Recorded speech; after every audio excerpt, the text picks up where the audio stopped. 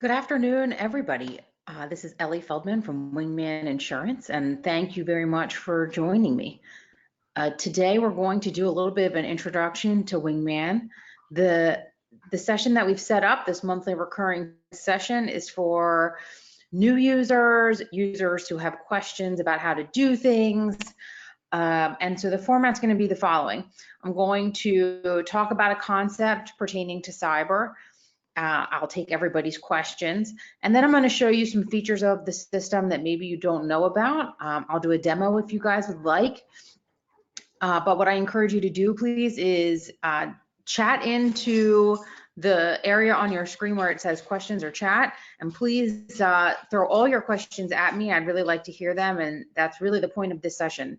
Hear what you guys are seeing and facing, challenges that you have in selling cyber, questions about the system, about the product, anything like that that might be helpful.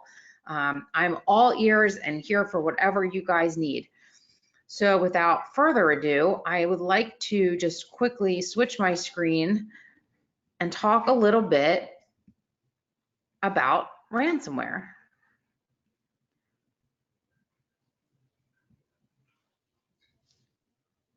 What is ransomware?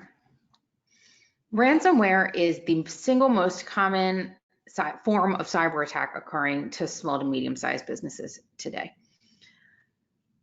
Cyber attacks can come in a litany of different forms, but they all tend to resonate and begin from the same point, and that is a link, an email, an attachment, something comes to you and you click on it. And when you do, software that you don't realize, see, or understand gets downloaded to your computer without your knowledge. It happens every day. You might have 1,000 pieces of malware on your computer and none of them will be bad, but one of them might be.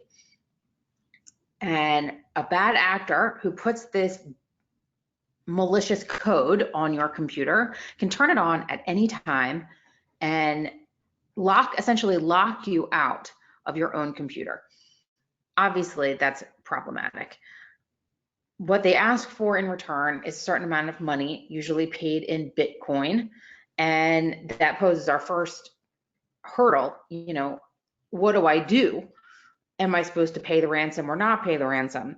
How do I get a hold of Bitcoin? Can I just unplug the computer and plug it back in? Will that do anything? The answer to that last question is no. But you know, there's a lot that we don't know or understand. And so one of the benefits of a good cyber insurance policy is someone to hold your hand when this happens to you and help you get through it. Why is that so important? Well, a ransomware attack hits a new business every 14 seconds. You heard that right, 14 seconds.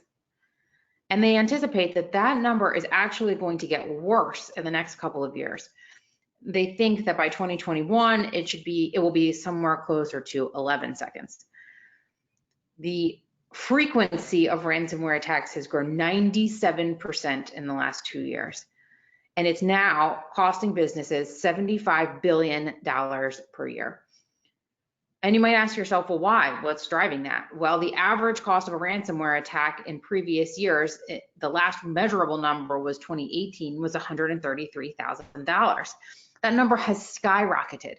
We had an actual ransomware attack that we know of occur a couple of weeks ago, and it cost $900,000. This is not a big company. This was a 10-employee company. $900,000.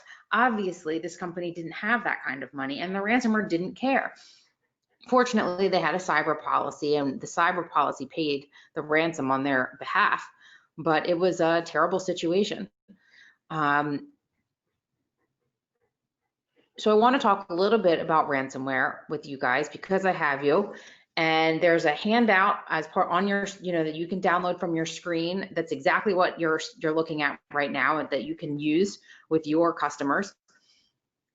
I bring this up because it is an excellent time to sit down with your customers and talk to them about why cyber is important to them. And ransomware and these terrible statistics that you're looking at here are a great way to explain the risk. Okay, questions, thoughts?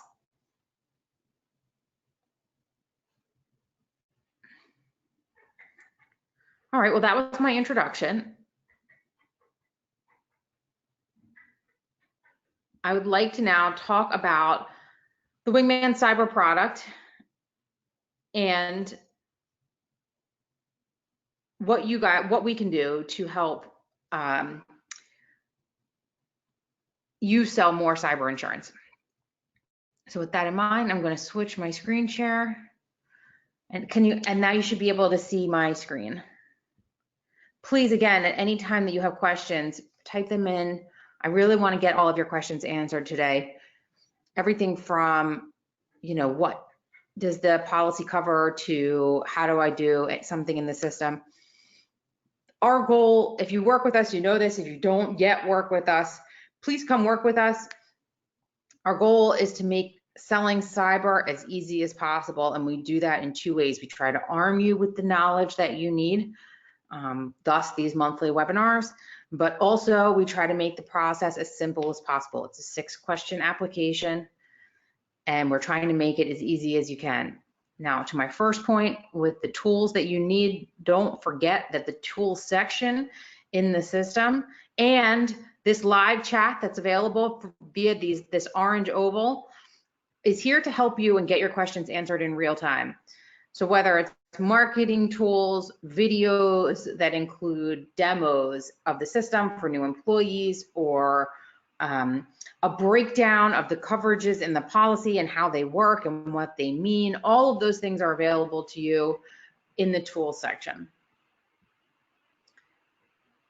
To quote a new piece of business, you're just going to click on new. Now, I'd like to point out that if you're new to the system or you haven't started working with us yet, you can email the application to an insurer to fill out themselves. You click on the blue arrow, email arrow, and if you give us their first and last name and email address and you click send invitation, it will send them a link to click on to take them directly to the application with a bit more instruction than what you guys have as users of the system, and they can fill out the application. Now, it's important to note that they will not get a quote at the end of that process because we are agency driven, but it will take some work off your desk and data entry off your desk if you want people to fill out their own applications. What will happen is once they finish, they'll click submit. You will get an email in your inbox saying so-and-so has filled out an application. Click here to view the quote.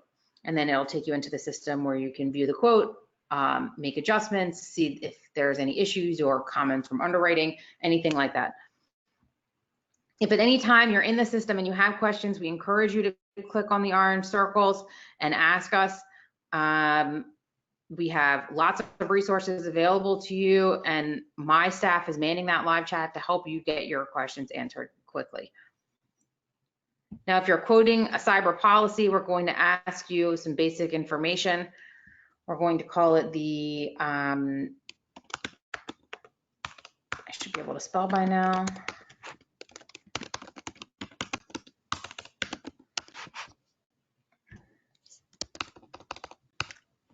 Let's say it's $1 million. This is not far from where I am here in San Francisco.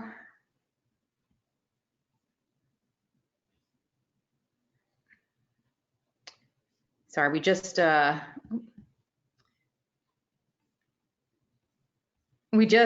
the system. I don't normally do that right before a demo because it goes a little slowly the first time you use it. But we've made some fun updates, and we're constantly updating the system. And that is almost entirely based on feedback from our users. For example, we were getting some feedback that when you printed out the quote letter, the font was quite small. So we went back and we looked at it and we said, you're right, it is too small, and we've made it bigger.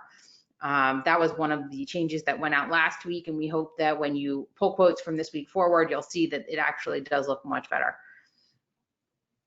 So now we're looking at what does the business do. You'll notice we're already 2/5 of the way through the application. Let's say you're quoting your own agency and you're not sure how to categorize yourself. Are you financial services? Are you professional and business services? I don't know. Well, we've built a tool to help you do that. If you click on other, you can type in what you know that they do. And look, there it is, insurance agencies and brokerages. You click save and it automatically classifies you exactly how we would classify you. If it doesn't look right, if you have questions about how it works, please use the ovals, ask us, and we will help you.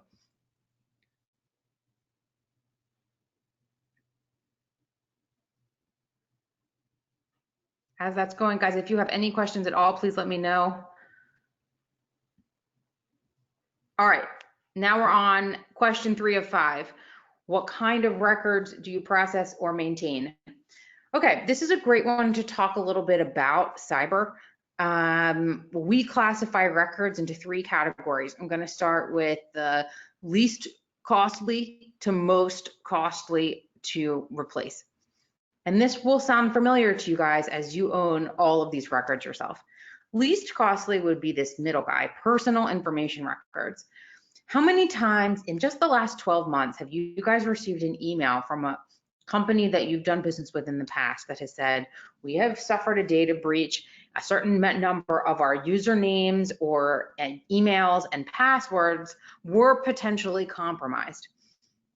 We are obligated to tell you that we know about this information, and if you use this website in the last X amount of time, please go in and update your password. And if you use this password for other sites, please update the password there too, change it so that it's something else. What's essentially happened is one of the vendors that you've worked with, I'll give you the example of one that's happened to me in the last 6 months, Ticketfly. So it's a place where you go online and buy tickets to concerts or sporting events online. I had bought tickets to take my dad to a football game, and 2 months later I get an email saying, Ticketfly has been compromised. If your name, your email address, and your password were used, if you use that password for any other websites, please, change it on our site and other sites. By the way, they also got my credit card number, but that information came later. So believe it or not, any piece of information that can be tracked back to an individual is considered personal information, and it must be kept private by the people who collect it. If you on your website have a form that collects names and email addresses of prospects, it is incumbent upon you to make sure that that list doesn't become public, that an employee doesn't steal it, that someone doesn't post it on the internet, because that's someone's private information that with a name and email address, you can identify the individual that it belongs to. However, this isn't your credit card, your bank account, anything like that, so it's not the crazy most expensive thing to replace. Second are payment cards, obviously credit cards. It's actually become not so terrible. I mean, it's incredibly uncomfortable to the consumer, but it's not so costly to a business to do a year of credit monitoring and notifying people that their credit card numbers have been stolen. Banks have gotten very efficient with creating new card numbers for people, all of those things. So second in the costliness category is this third one, payment card transactions. Most costly is this first category, healthcare records. Believe it or not, it can be, your healthcare information can be sold on the black market. For the life of me, I do not understand why, for almost $1,000 a record. I don't know what people want with this information. Frankly, it's terrifying. So if your doctor's office has a data breach, it will cost them significantly more than if, say, your florist has a data breach. So what we're asking in this third question of the application is, what kind of records does the business own or maintain? This allows us to determine how risky are they, high, medium, low. If they have healthcare records, maybe they're a little bit more costly. But you'll notice that we're not asking for an actual specific number. We're asking for a band because most people don't actually know the number. Take your own agencies again as an example. Your you guys probably write some life or health insurance, and so you have certain health information, not just for your employees, although that is definitely a category, but for some of your clients as well. Maybe you don't know, it could be 100, it could be 500, it could be 5,000, but you know it's less than 100,000 records, in which case you know how to classify yourself and a business that potentially you work with. John, you're asking a really great question, and as soon as I get to the quote page, I promise you I'm going to answer it because it's a really important one. All right, so let's tidy this up. So business and personal information records, same exact bands of categories. Again, maybe you don't know exactly how many customers insurance you've ever quoted, but you know it's more or less than 100,000. And so you're able to classify that potentially without looking any information up. And finally, do you take credit cards? We ask if you process or maintain credit cards. Now, for the people on this call, it's important to think about what it means to process a credit card. If you are on a phone and you are taking someone's credit card number over the phone and directly inputting it into Nationwide's website, really you're not keeping that credit card number in any capacity. If you keep that credit card number on file for their renewals, somewhere in your agency management system, if you're using the same credit card number for multiple payment sites and that you're doing on behalf of your customers, and thus you keep it on file, then yes, you actually maintain those credit card numbers, in which case we want to know how many. And finally, if you're actually processing it, meaning doing the swiping or handling it on your personal website, we need to know if you're PCI compliant. As an example, Nationwide Insurance takes credit cards on their website. We take credit cards on our website. We are PCI compliant. Nationwide needs to be PCI compliant, which by the way they are. And so you could just say yes.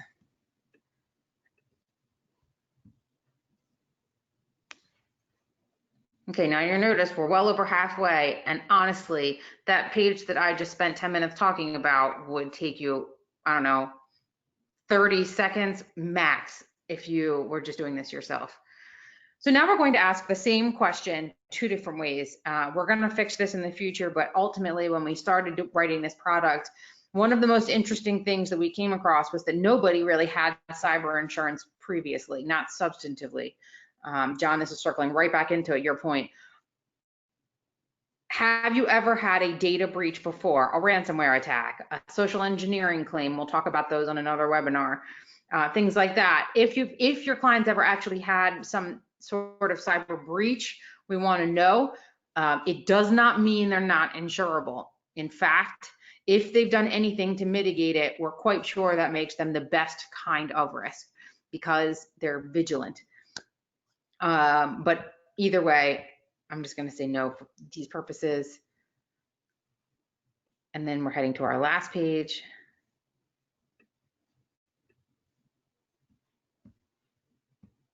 Oops. Double clicked it. Sorry about the slowness today, guys. It's update day. What are you going to do? So the final question that's about to pop up on the screen, goodness, I hope, is, have you ever had a cyber claim before? Meaning, if you had, let's say, an endorsement on your BOP policy and you've had a cyber breach, that's where we'd want to know about that. And if all things check out, this is what the quote looks like. We typically give 3 options, and we do that not based on coverage, but rather based on limit. Every single policy we write has all of the coverages that we offer, from third-party coverages in case a customer gets sued because of a data breach, or from ransomware coverage, social engineering coverage, which is incredibly common and is when you get a false invoice and you pay it and you find out after you've already paid it that that wasn't the actual invoice. Someone was tricking you into paying an invoice that you didn't actually owe, or change the routing numbers on a payment that you actually did owe and the money ended up going to someone else. Things like that, website media liability, business interruption, which is a really big one. You know, your computers can be down for days, weeks, even months if you've had a data breach, and that could potentially cause a lot of lost income. So all we ask you to do is pick a limit. Pick $1 million, $2 million, $3 million, you know, whatever you think your customers need, and then you can purchase that coverage. To view the quote letter, that's easy. We're gonna say it's demo day. I'm gonna click save, and it's gonna generate the quote letter. You can then print it out, and it will have all of the coverages listed, and each page has a different limit. So let's say you don't really want to propose to your insured a $3 million limit because you think it will scare them off or it seems crazy. That's fine. You just, you know, you can print it out and get rid of page 4. Okay. John asked, if a business already has a small amount of cyber coverage on their BOP, can they also enhance their cyber coverage with a separate Wingman policy? John, I would say absolutely yes. A BOP policy has nominal at best coverage on only a fraction of what the actual risk is and does not adequately cover a business. If somebody's paying hundreds of dollars for $10,000 in ransomware coverage and $100,000 in third-party liability coverage, how do you justify to them not then also buying for $692, $1 million of those coverages plus 20 others across the board, $1 million? So I encourage you, number one, to maybe stop selling those BOP add-ons because they're terrible coverage. But also that if somebody's already on a small business cyber endorsement for a couple $100, it should be a fairly easy sell to show them that there's a better policy that's now available to them for only a tiny amount more that's giving them, I don't know, 100 times the amount of coverage. It's very important in a couple of key areas that they have at least $1 million of coverage. Ransomware, as we've discussed much of today, is one of the most important. A $900,000 claim on a small business is not an anomaly. It's now an everyday occurrence. So the $10,000 ransomware that they might have on their endorsement to their BOPs, whether it be Travelers or Hartford or Nationwide, it's not really going to be enough coverage if anything ever happened to even kick the, you know, be a drop in the bucket to what was really happening. So the answer to your question is yes, we will absolutely do that. Questions? When you're ready to purchase a policy, you're going to click purchase coverage. If you click proceed, we're going to ask you to choose an effective date and give us the name and email address, and then confirm the email address and website of the business that we're insuring. We're going to send them an email. We're going to CC you, the agent, on that email, but we're going to send it directly to them to go online and use either ACH or credit card to pay that bill. We do not issue policies or bind policies until payment is made, and they have up to 14 days after the effective date to do so. We will send them copious reminders. So it's a pretty slick, straightforward process that you don't have to worry about. There's no AP issues for you guys. You're not chasing down money. I hope that's helpful. Now let's talk about renewals. People assume because we're so automated that we would just do automatic renewals. Believe it or not, we don't. What happens is every Monday, all of our users get an email, and that email has a list of broken down into 3 sections. Outstanding quotes, meaning quotes that you've done in the last 30 days that you haven't purchased on behalf of your customers yet. Outstanding invoices, meaning any of your customers that want the policy that haven't actually paid their bill yet, and that's going to help you just keep track of everybody. And then finally, renewals are coming up in the next 90 days. If you click on any of those, it'll take you into our system to their account. Renewals coming up, we're going to ask you for two pieces of information. That's revenues for the new upcoming year, and if their record count has changed. If we're going to pre-fill it from the previous year, if nothing's changed, you click next. you get this year's quote and you go through the same thing I just showed you to purchase all over again. If you do need to make changes, no problem. Update the information as it prompts you to do so. You'll get a new quote and it goes again the same as last year. Okay, great question just came in. Is it safe to say, even if a business is not processing credit card transactions, I think is what you mean, that they still have a cyber risk? Absolutely. As I mentioned, there's really 3 different kinds of pieces of data, but the records themselves are only a fraction of the risk, Mike. What you're looking for here is, number 1, if all of their computers and phones were unusable for a week, would they still be able to make money? Because we want to know, essentially, if you get hit with a ransomware attack, is there a way to pay the ransom? Is there, would you be able to keep working if you couldn't pay, if your systems were shut down? These things are really important questions. And then I would also say, number 2, would you know who to call when a ransomware attack occurs? We say when at this point, because again, every 14 seconds, a ransomware attack hits US business. So inevitably, everybody on your roster is going to get hit at some point. Are they armed? Are they prepared? Would they know who to call? Do they know how to get Bitcoin and use Bitcoin to pay somebody? If they have to shut their systems down for a week or 2 weeks, would they be able to make money? These are all questions that have nothing to do with actual records.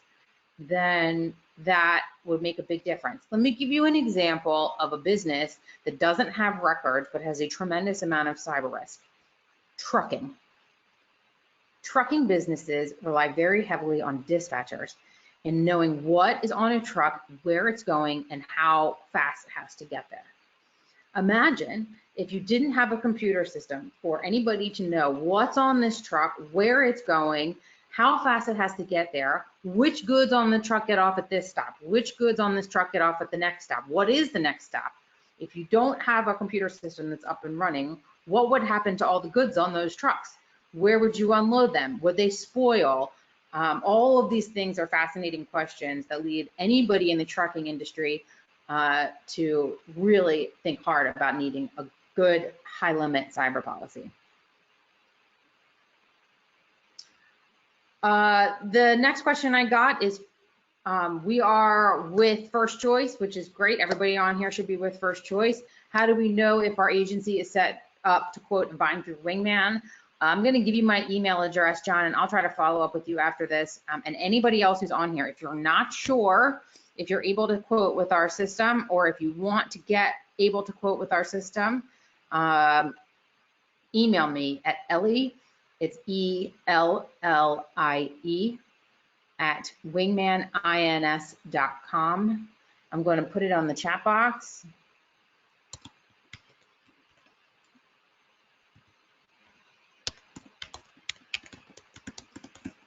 That's my email address. Shoot me a note. I will make sure that we get you straight immediately so I can look up your agency if you're already appointed with us. If you're not already appointed with Wingman, obviously I know Everly is, and there's a few other names that look familiar on here. Or if you're not sure how to take the next step, please ask me questions. Do you have any questions about selling, about talking to customers? I had one guy ask me today a really interesting question about retentions. Why is it that the retention, which is what we call deductibles in our corner of the liability world, why do they go up so dramatically from $1 million limit to $3 million limit? And the reality is straightforward. We have a lot of insurance policies that we all sell have a per claim deductible or retention, and ours is an aggregate. So yes, it's a per claim deductible, but you're never going to have to pay it more than once. So as those limits go up, so too does that deductible. And I thought that was a really interesting question. Who else has questions, thoughts? Please download the handout. It's about ransomware. It's the screen I showed you to start. It really is a great thing to give your customers to leave behind. We have lots more materials or things for you to leave behind, and if you send me an email, we can set up times to talk one-on-one. I can also send over some more materials, whatever you might need. Our goal with these sessions now, and if you want to sign up for next month, we're going to be talking about different things each time. But most importantly, I hope we can use these as a forum to get your questions answered. So if there's no more questions, please email me with anything you've got. I really hope that we continue to do great business together, and I'm looking forward to working with all of you even more in the future.